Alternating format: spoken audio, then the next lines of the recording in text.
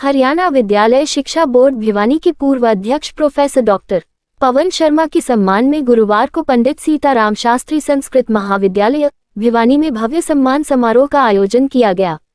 कार्यक्रम में शिक्षा जगत, सामाजिक संगठनों, शिक्षक संगठनों और विभिन्न संस्थाओं से जुड़े लोगों ने बड़ी संख्या में भाग लिया।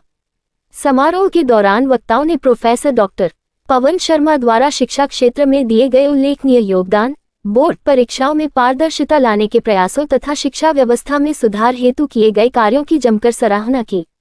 वक्ताओं ने कहा कि उनके कार्यकाल में हरियाणा विद्यालय शिक्षा बोर्ड की कार्यप्रणाली को नई दिशा मिली और विद्यार्थियों के हित में कई महत्वपूर्ण फैसले लिए गए। कार्यक्रम का आयोजन school cadre lecturer association Haryana एवं विभिन्न सामाजिक संगठनों के सहयोग से किया गया।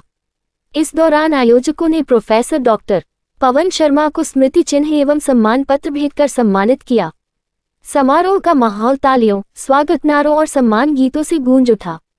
वक्ताओं ने कहा कि शिक्षा के क्षेत्र में ईमानदार, दूरदर्शी और मजबूत नेतृत्व की हमेशा आवश्यकता रहती है। प्रोफेसर डॉक्टर पवन शर्मा ने अपने कार्यकाल में ये साबित किया कि सकारात्मक सोच और प्रभावी प्रशासनिक क्षमता के बल पर शिक्षा व्यवस्था को नई ऊंचाइयों तक पहुंचाया जा सकता है। इतने और आसपास के हरियाणा के विभिन्न क्षेत्रों से जो इतने प्रबुद्ध नागरिकगण, विभिन्न स्कूलों के डायरेक्टर्स, डिफरेंट एसोसिएशंस के पदाधिकारीगण, खास तौर पर सलाह और हसला के पदाधिकारी जो मेरे साथी यहाँ आए हैं, मैं इन सभी का हार्दिक आभार व्यक्त करता हूँ कि आज जो ये सम्मान समारोह इन्होंने आयोजित किया है, इसके लिए मेरे पास कोई शब्द नहीं है। जहाँ तक आपने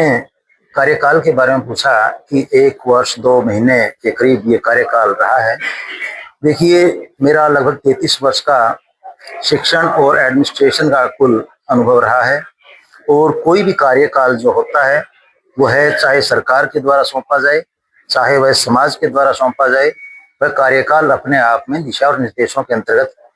पूरा किया जाना होता है, जिसमें समाज और जिस पर्टिकुलर डिपार्टमेंट में आपको यह जिम्मेवारी दी जाती है, उससे संबंधित जितने भी लोग होते हैं, उनके हितों के बारे में और उनके भविष्य के बारे में जो योजनाएं होती हैं उनको लागू करना होता है। मैंने अपने इस कार्यकाल में माननीय मुख्यमंत्री महोदय, माननीय शिक्षा मंत्री महोदय के द्वारा जो दिशा निर्देश मुझे समय समय पर मिलते रहे हैं, जिस प्रकार से उनका प्यार और मार्गदर्शन मिलता रहा है, वह कोशिश की है कि समाज का हर एक व्यक्ति, शिक्षा से जुड़ा हुआ व्यक्ति, चाहे वह विद्यार्थी हो, चाहे वह अभिभावकगण हैं, चाहे वह शिक्षक हैं, चाहे वह स्कूल मैनेजमेंट एडमिनिस्ट्रेशन से संबंधित विभिन्न कर्मचारी और अधिकारी हैं, सभी को उन नीतियों का पूरा लाभ मिले, पूरी सूचना उन तक यों की त्यों जैसे ऊपर से मुझे आदेश मिले हैं उनका, यानी यों के इनहेरिटेंस हो, ट्रांसफर हो, और जहां तक हो सके किसी प्रकार की ऐसी कोई अनियमितता या ऐसी कोई परेशानी आम जन को ना हो, जिससे हरियाणा विद्यालय शिक्षा बोर्ड की कार्यशैली पर या सरकार की कार्यशैली पर कहीं कोई किसी प्रकार का आरोप लगे। देखिए, वैसे तो मैं बार बार एक बात कहा करता हूँ, हरियाणा विद्यालय शिक्षा बोर्ड 57 साल पुरानी एक संस्था है। यहाँ बड़ा अनुभवी स्टाफ है, अधिकारीगण और कर्मचारीगण हैं, जिसमें किसी प्रकार की कार्यशैली जो उनके उस पर कोई कहीं पर भी कोई शक नहीं किया जा सकता। इसके बावजूद इसमें कोई दो राय नहीं, जो चेयर पर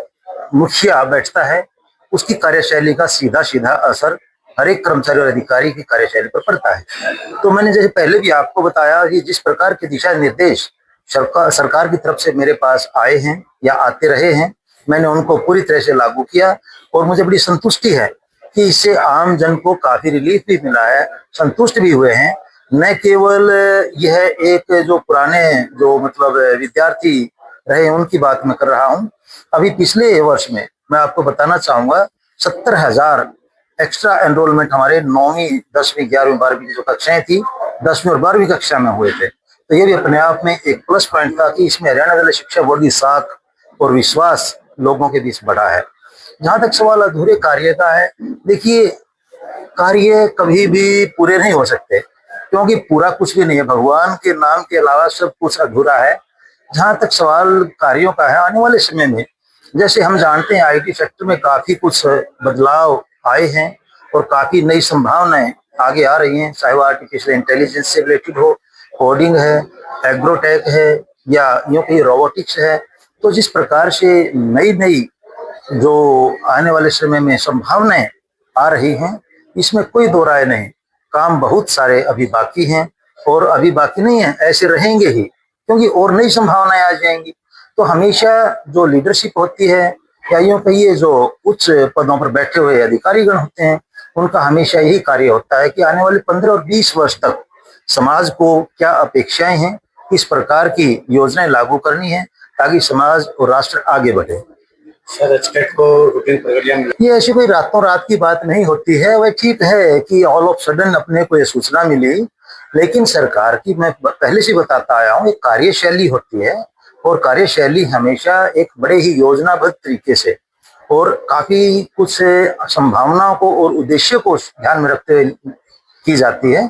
तो आप और हम तो सिर्फ एक लिमिटेड सर्कल की बात कर रहे हैं।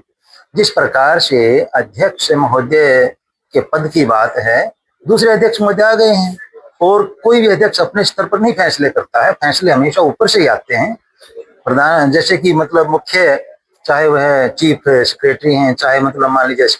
एडिशनल चीफ सेक्रेटरी हैं, या डायरेक्टर हैं स्कूल एजुकेशन डिपार्टमेंट के, या फिर शिक्षा मंत्री जी हैं, मुख्यमंत्री जी हैं, बाकायदा उनके द्वारा जो योजनाएं होती हैं, इंस्ट्रक्शन जो मिलते हैं, उन्हें लागू करना होता है। एस्टेट का जहाँ तक सवाल है, पीएसयू को बाकायदा कॉन्ट्रैक्ट एंड दे रखा है, इसमें कोई ऐसी संभावना ही नहीं है कि कहीं चाहे कोई भी अध्यक्ष और आए या मतलब पहले वाले अध्यक्ष काम करें, ऐसा कोई इश्यू इसमें है ही नहीं। ऑटोमेटिक ये काम होगा, प्रक्रियाएं सारी अपने आप चलती हैं।